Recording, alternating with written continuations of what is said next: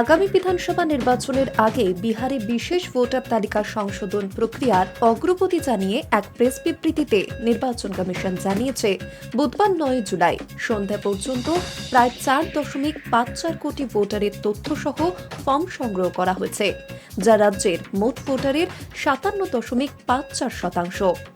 গত ২৫ জুন থেকে শুরু হওয়া এই বিশেষ সংশোধন প্রক্রিয়ার প্রথম ১৫ দিনের মধ্যেই এই বিপুল সংখ্যক ফর্ম সংগ্রহকে কমিশন তাদের সাফল্য হিসেবেই দেখছে।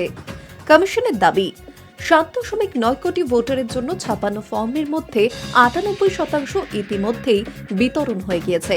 ফলে ২৫ জুলাইয়ের আগেই পুরো প্রক্রিয়া শেষ হয়ে যাওয়ার সম্ভাবনা প্রবল। বুধবারের আগে ২৪ ঘণ্টায় রাজ্য জুড়ে ৮৩.১৩ লক্ষ ফর্ম সংগ্রহ হয়েছে, যা মোট লক্ষ্যমাত্রার ১০.৫২%। কমিশনের তরফে জানানো হয়েছে, ২০০৩ সালের পর বিহারে এটাই সবচেয়ে বড় আকারের সংশোধন অভিযান।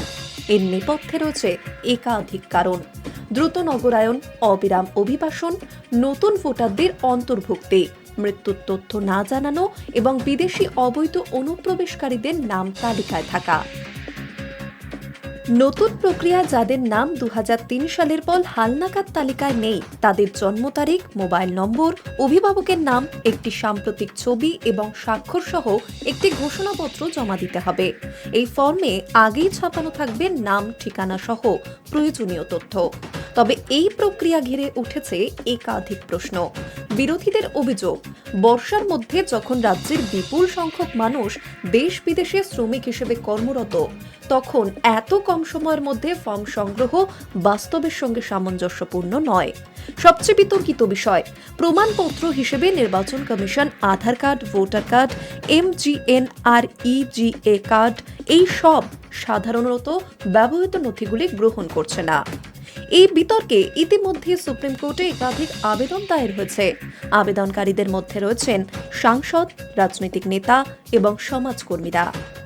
বিজেপি বিরোধীরা রাজ্য জুড়ে এর বিরোধিতা করছেন। বিহারে বন্ধ ডাকা হয়েছে, রাস্তায় নেমেছে বিরোধীরা, পথ অবরোধ, রেল অবরোধ হয়েছে। রাহুল গান্ধীর নেতৃত্বে হয়েছে ইলেকশন কমিশন দফতর ঘেরাও অভিযান। কংগ্রেস, আরজেডি সহ ইন্ডিয়া ব্লকের সব দলই এর বিরুদ্ধে সরব। কমিশনের পক্ষ থেকে আবারও জানানো হয়েছে, এই সংশোধন প্রক্রিয়া দাঁড়িয়ে আছে 4টি মূল স্তম্ভের ওপর। ১. প্রতিটি ভোটারের বাড়িতে অন্তত ৩ বার গিয়ে ফর্ম পৌঁছে দিচ্ছেন বুথ স্তরের কর্মীরা। ২. ২৫ জুলাইয়ের মধ্যে জমা পড়া ফর্মগুলিকে যুক্ত করে ১ আগস্ট খসড়া তালিকা প্রকাশ করা হবে। ৩. প্রয়োজনীয় নথি ১ সেপ্টেম্বর পর্যন্ত আপত্তি ও দাবি পর্বে আলাদাভাবে জমা দেওয়া হবে। ৪. ভোটার তালিকা থেকে কারোর নাম বাদ দিতে গেলে সুনির্দিষ্ট কারণ সহ লিখিত আদেশ দিতে হবে ইলেকটোরাল রেজিস্ট্রেশন অফিসারকে। ক্ষুব্ধ ব্যক্তি ডিএম এবং পরবর্তীতে চিফ ইলেকটোরাল অফিসারের কাছে আপিল করতে পারবেন। কমিশনের দাবি, এই পুরো প্রক্রিয়া স্বচ্ছ ও ন্যায়সঙ্গত।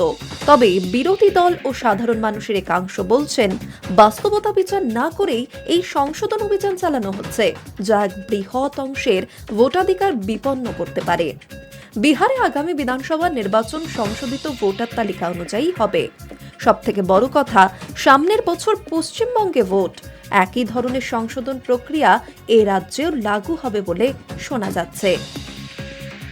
High news network.